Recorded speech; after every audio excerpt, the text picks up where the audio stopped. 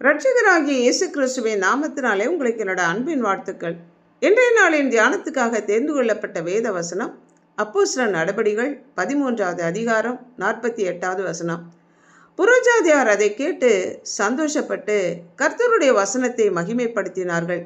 நித்திய ஜீவனுக்கு நியமிக்கப்பட்டவர்கள் எவர்களோ அவர்கள் விசுவாசித்தார்கள்.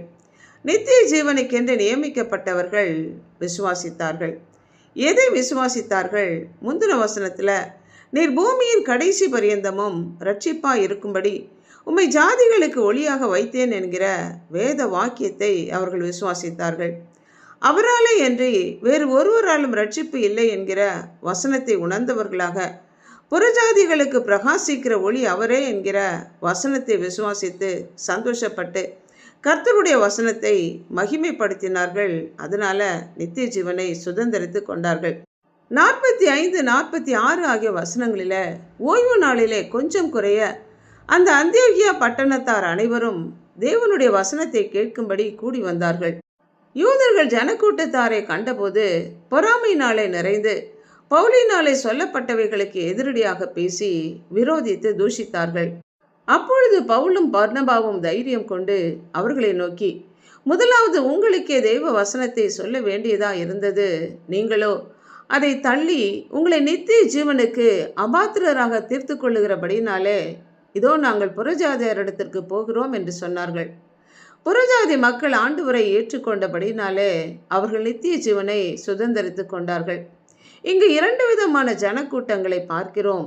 நித்திய ஜீவனுக்கு அபாத்திரராக தங்களை தாங்களே தீர்த்து கொண்ட யூத மக்கள், மற்றும் ஒரு கூட்டத்தாராகிய யூதர் அல்லாத ஆண்டவராகிய இயேசு கிறிஸ்துவை ஏற்றுக்கொண்ட நித்திய ஜீவனுக்கென்று நியமிக்கப்பட்ட புறஜாதி மக்கள்.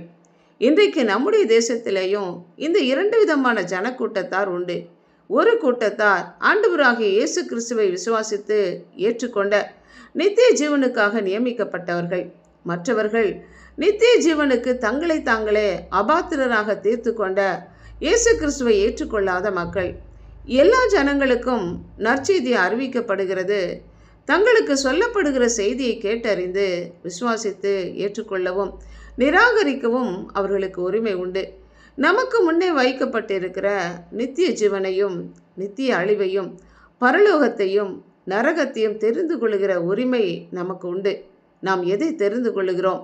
நாம் எந்த கூட்டத்திற்குள் இருக்கிறோம்? யோசித்து பார்ப்போம்.